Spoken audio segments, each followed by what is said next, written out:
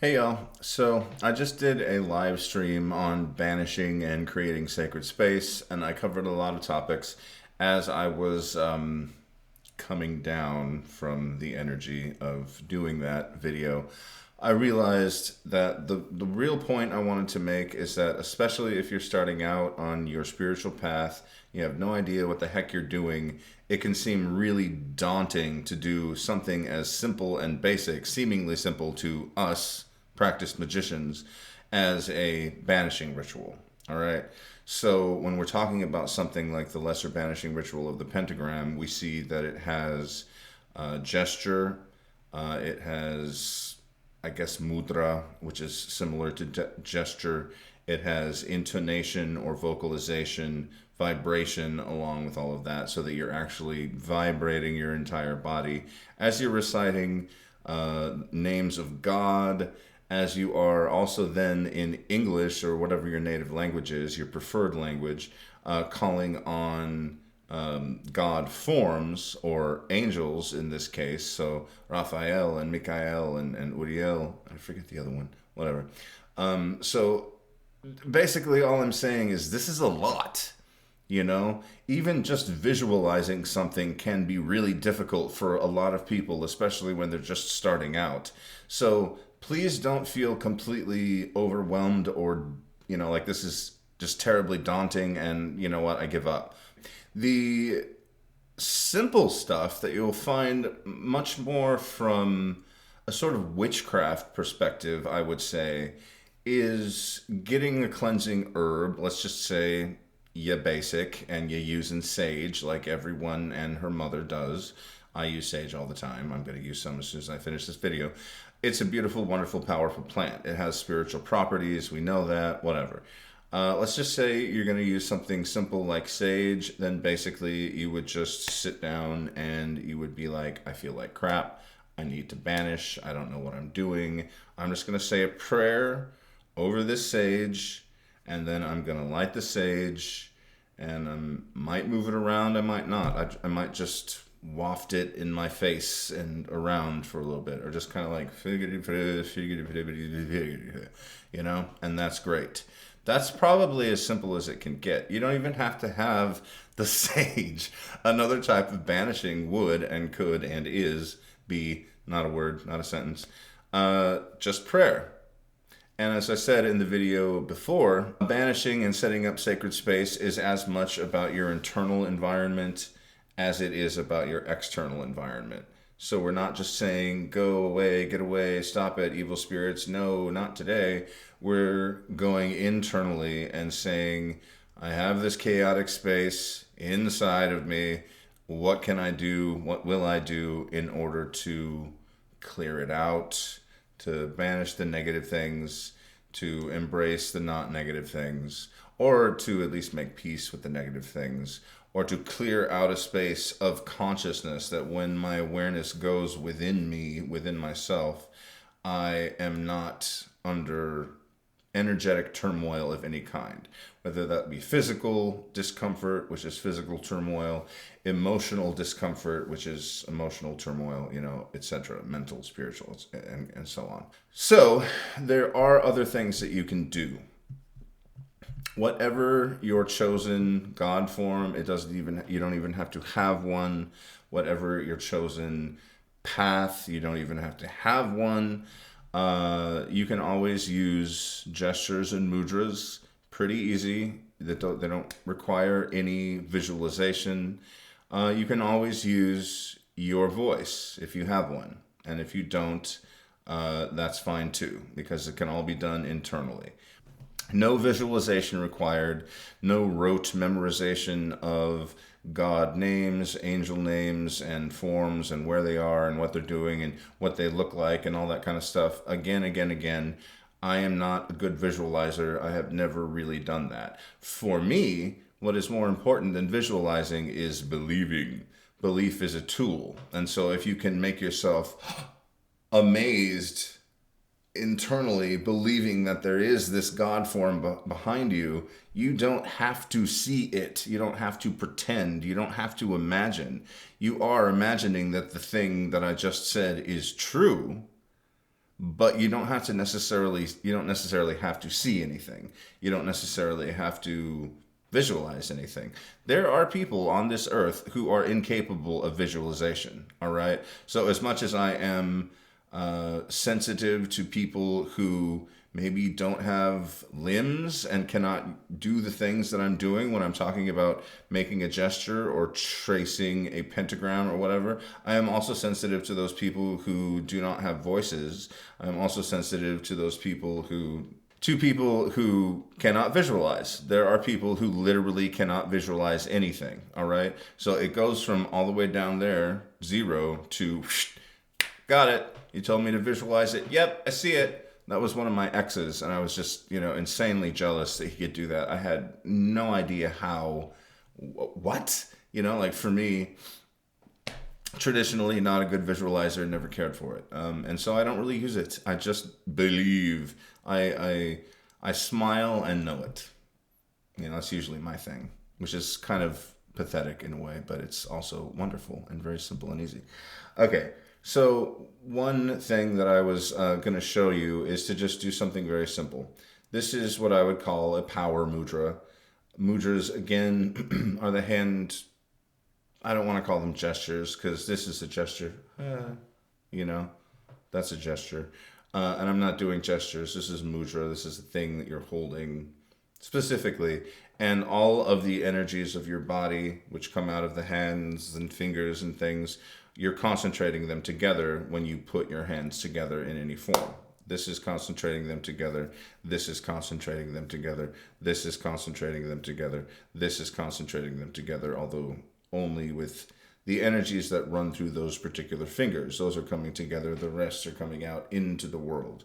All right. So if it's open, then you can imagine energy coming out. If it's closed, you can imagine energy coming together and concentrating. This specifically concentrates all the energies inside you everywhere. You can think of the fingers as well as having different, associations with the different types of chi. For me, this would be earth. What am I talking about? Metal, fire, wood, and water.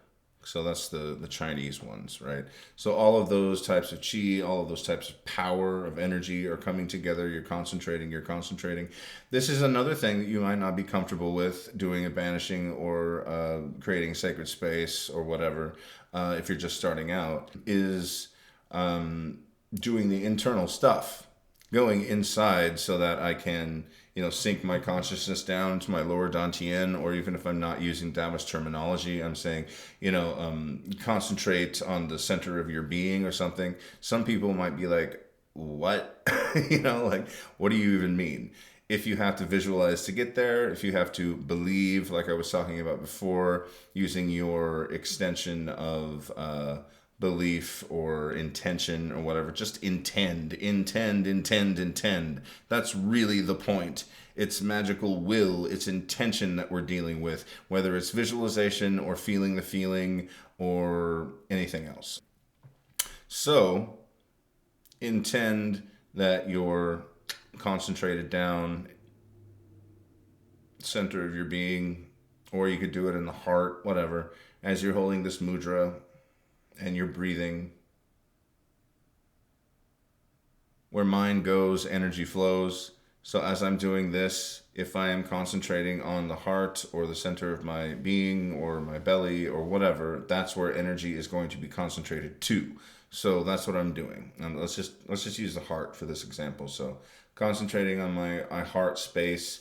I'm not doing the physical heart. I am feeling as I'm breathing the space in here and trying to sense the internal environment of my chest, right? I'm not thinking of a chakra. I'm thinking physical body.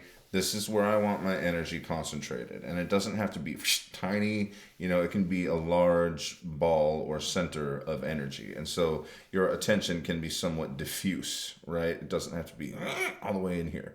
And so just paying attention generally and comfortably to that area and trying to feel internally. In order to do so, it would be a good idea to breathe very low and slow and calmly and to feel the heart beating, the actual physical heart beating, so that you can get a sense of what is in there. All right? So doing this, mudra, straightforward, concentrating on my internal environment, allowing that energy to build and build and build and build and build. And then let's say I have a power mudra that I'm going to use to clear the space to do the banishing things. For this instance, I'm just going to use Om, and let's pick a random name of God that has no associations as far as I know. I'm just going to pick the same Hebrew letters, and I'm going to call it Wahaya. Okay, so I'm going to do that. Now, this is very yin when we're talking about the internal effect on the body. And then again, opening up the sphere. This allows energy, it concentrates energy with the mudra, so you don't have to think about it anymore, towards the lower chakras, the lower parts of the body, and it is much more yin and is much more receiving. Then we're going to move to this one, to the ring finger and the middle finger. This concentrates energy in the center of the body, so again towards the heart. Then we're going to move to this one, and this concentrates energy up here, third eye, down to heart, basically. And this is very yang and pushing energy outwards, manifesting, and all of that kind of stuff. So we have essentially kind of an alchemical formula. You know, we have the yin, we have the merging of the yin and the yang, and then we have the yang. You know, this is really where all of the magic happens or whatever. We don't need to get into the associations necessarily energetically with what I'm talking about, or even the energetic associations with the mudras or the fingers that I'm using. All I'm trying to do is to show you a simple, specific way to combine some very simple practices without the visualization, without the names, whatever. Let's just say you have one power mudra, and it's just for this purpose, it's Om Wahaya. All right, so that's what I'm going to use to invoke a sort of spiritual power, and I'm going to do this also using my body, also generally, since I'm going to be down here in the lap and then towards the center and then up here, I'm going to be sort of pinpointing 3 areas of my body. They are the 3 dantians. You don't really have to go into any of that though. And so we're combining some very simple procedures that might be part of a much larger, more involved banishing ritual that you could do in the future. But for my intents and purposes, I just want to give you something simple. So,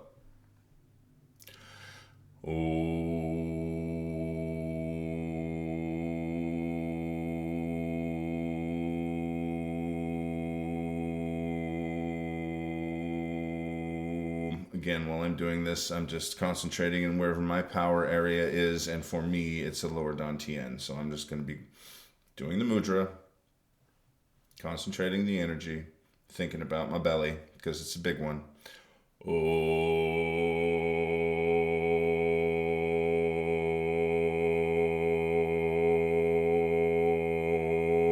Until I'm satisfied. I can do that for quite a long time, and I'm never satisfied. So, building up the power, and then I'm just going to go Om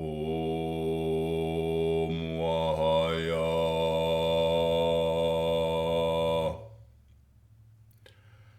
Om Wahaya. Om Wahaya.